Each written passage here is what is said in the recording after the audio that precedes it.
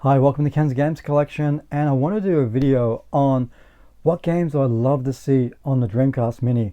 I thought this thing was going to be released in the year 2020 because we're at the 21st anniversary, believe it or not, of the Dreamcast. The Dreamcast was released in America back on 9/9/1999. Now, I got my Dreamcast from America and imported all my games from America. Sadly, I got rid of everything. Big regret.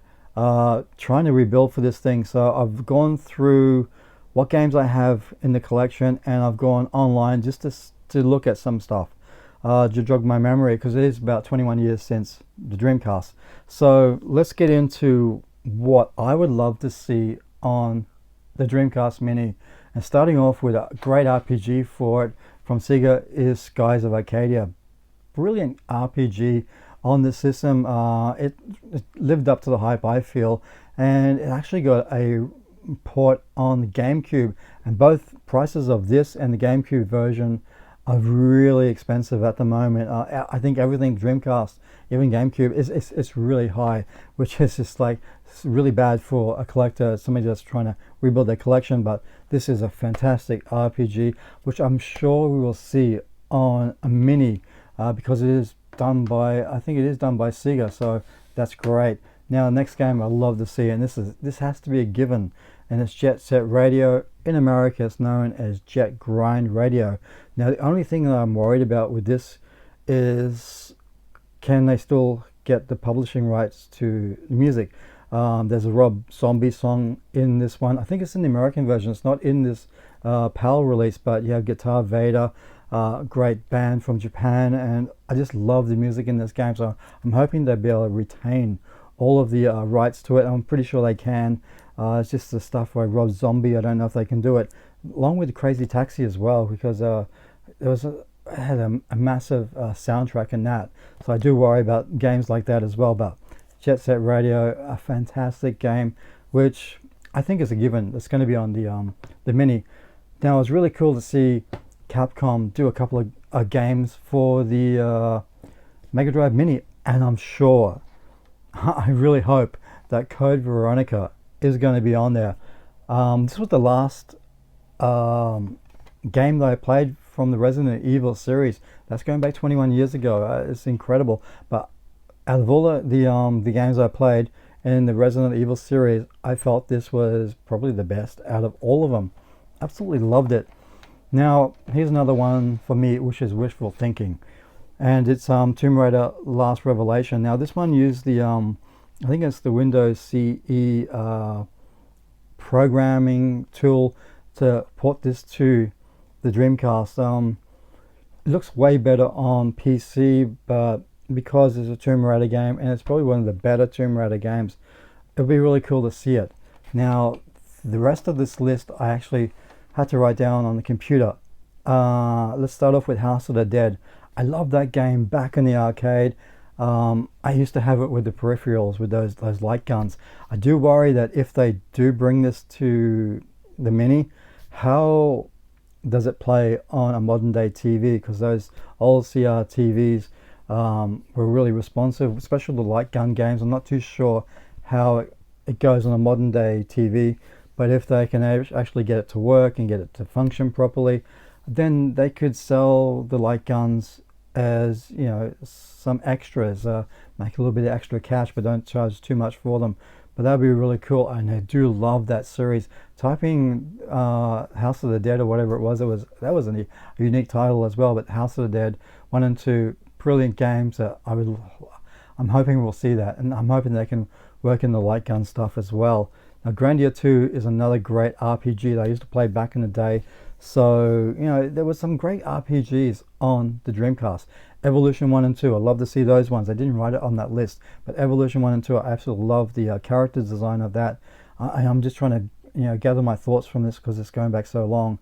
I know the first Grandia game was released on, I think, the PlayStation, but the one that Grandia 2 released on the Dreamcast was a great game, and something that was very much anticipated. Now here's another game that I love to see, and I'm trying to hunt this down now for my collection.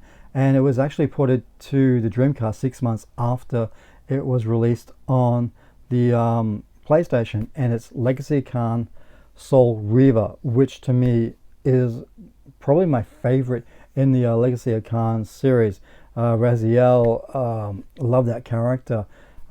Playing it on the original PlayStation, which I did, comparing it to the Dreamcast version just blew it out of the water with the graphics, the visual style, the gothic look.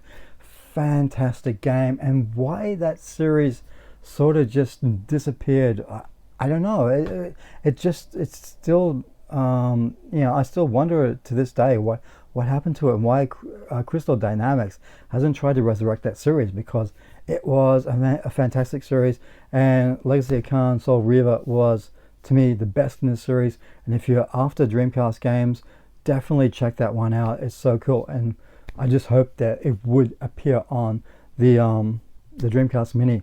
Now I think it's going to be a given that Shimu would be on the Mini as well, which, it'd be great.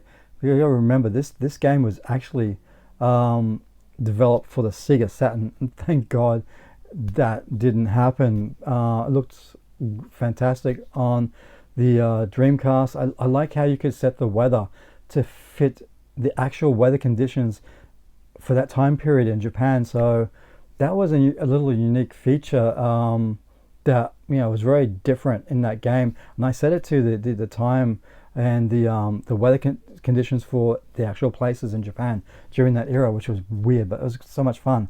Now, sports games, I'm not really into a lot of sports games. I'm not into the football or ice hockey or all that sort of stuff. Soccer, not even into that. But Virtua Tennis was an incredible game in the arcades, and the home version of it was even better, I feel. And I'll share a story. Hopefully one day when I do track down, I want to track down a copy of that so I can share a really personal story about that one. But Virtual Tennis, please, I would love to see that. I touched on earlier about Crazy Taxi. I would love to see that on the Mini. It will come down to the publishing rights of songs. There's a lot of songs on that game, and it's a matter of if they can get those rights, or do they just try and put new music to it. It doesn't matter. It's a fantastic game. Crazy Taxi 1 and 2 would be great. Make Crazy Taxi 2 a game that's locked.